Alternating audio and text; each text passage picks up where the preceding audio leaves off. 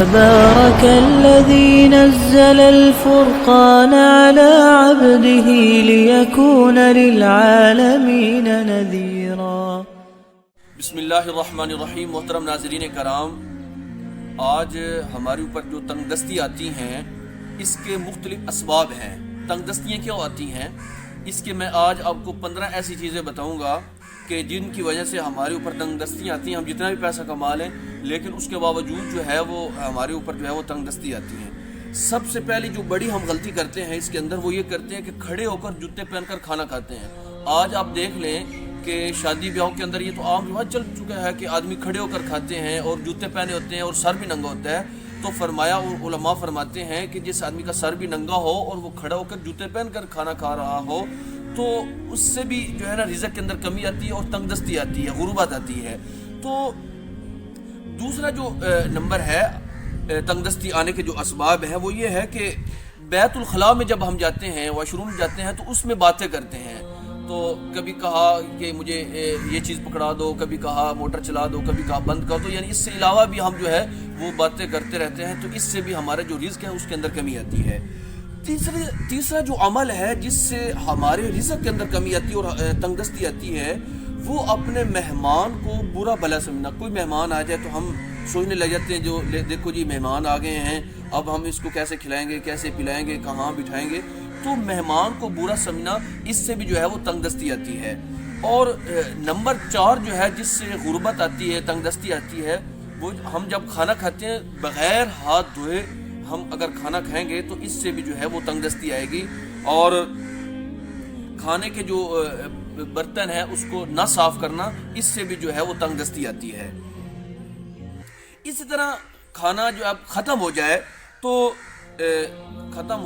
اس کے بعد جو ہے وہ کھانے کے برتن کو اچھی طرح صاف نہ کرنا۔ یہ نمبر 5 تھا کہ یعنی برتن کو صاف نہ کرنا، اس سے بھی جو ہے وہ تنگ دستی آتی ہے اور غربت آتی ہے۔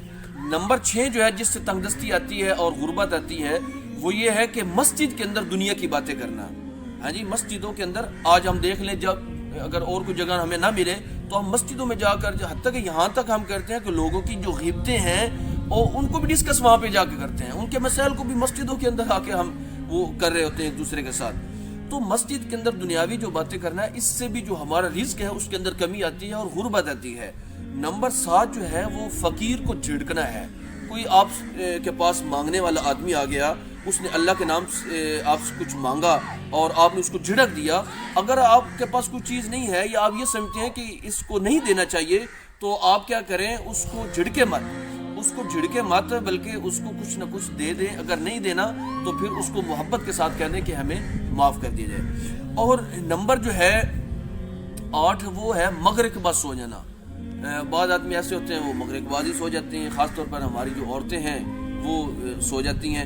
تو مغرب کے بعد جو ہے وہ سونا نہیں چاہیے۔ ہاں ایک عذر ہے، آپ کو کوئی بیماری ہے، کوئی پریشانی ہے تو پھر آپ جو ہے نا وہ سو جائیں مغرب کے بعد، یعنی کوئی عذر ہے۔ اگر عذر نہیں تو اگر مغرب کے بعد آپ سوئیں گے تو اس سے بھی آپ کے جو رزق ہے اس کے اندر کمی آئے گی اور غربت آئے گی۔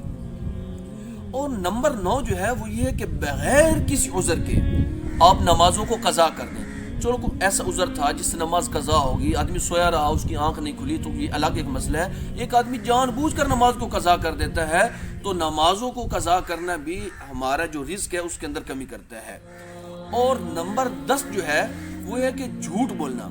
جب آدمی جھوٹ بولتا ہے اس سے بھی جو رزق ہے وہ اس کے اندر کمی آتی ہے اور تنگ دستی آنے کے اسبابوں میں سے ایک اسباب یہ بھی ہے کہ ہم جھوٹ بولتے ہیں۔ نمبر 11 جو ہے وہ ہم گانے سنتے ہیں۔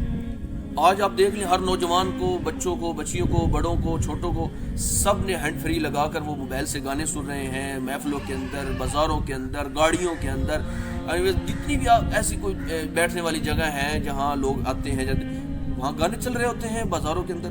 تو اس سے بھی ہمارے جو رزق ہے اس کے اندر کمی آتی ہے۔ تو ایک سبب یہ ہے۔ پھر ہم روتے ہیں جی کہ ہمارا جو رزق ہے اس کے اندر کمی آ رہی ہے، تنگ دستی ہمارے گھروں کے اندر آ رہی ہے، ہم کماتے تو بہت زیادہ ہیں مگر پتہ نہیں چلتا نہیں وہ پیسے کہاں جاتے ہیں، کیا خرچ ہوتے ہیں۔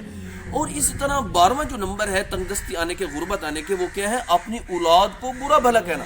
بعض ماں باپ تو ماشاءاللہ ایسے ہوتے ہیں ان کو اپنی اولاد کو برا بھلا کہتے ہوئے وہ جو ہے وہ بڑا ناخوشی محسوس ہوتی ہے ان کو، وہ اپنے بچوں کو گالیاں دے رہے ہوتے ہیں، ان کو برا بھلا کہہ رہے ہوتے ہیں، ان کو بد دعائیں دے رہے ہوتے ہیں، تو اس سے بھی اجتناب کرنا چاہیے، اپنی اولاد کو برا بھلا مت کہیں۔ اور نمبر 13 جو ہے جس سے غربت آتی ہے ہمارے گھروں کے اندر، جس سے افلاس آتا ہے، جس سے تنگ دستی آتی ہے، وہ کیا ہے؟ وہ قرآن پاک کو بغیر وضو کے ہاتھ لگانا۔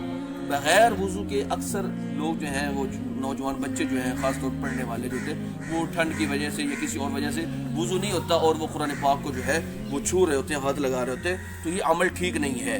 اسی طرح نمبر 14 جو ہے وہ ہے غیر محرم کو تکتے رہنا۔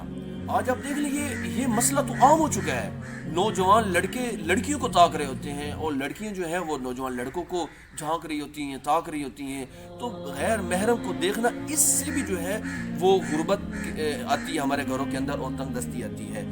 نمبر 15 پہ جو ہے وہ غربت کے جو سبب ہے وہ یہ ہے کہ اپنے اہل خانہ کے ساتھ ہر وقت لڑتے رہنا۔ اب دیکھو شور جب گھر آتا ہے تو بیوی اس سے لڑ رہی ہوتی ہے، بیوی شور کے ساتھ لڑ رہی ہوتی ہے، شور بیوی کے ساتھ لڑ رہا ہوتا ہے، شور بچوں کے ساتھ لڑ رہا ہوتا ہے، تو آپس میں ہر وقت جو ہے نا وہ لڑتے رہنا، اس سے بھی ہمارے گھروں کے اندر بے برکتی آتی ہے اور غربت آتی ہے۔ اللہ تبارک و تعالی ہم سب کو عمل کی توفیق عطا فرمائے۔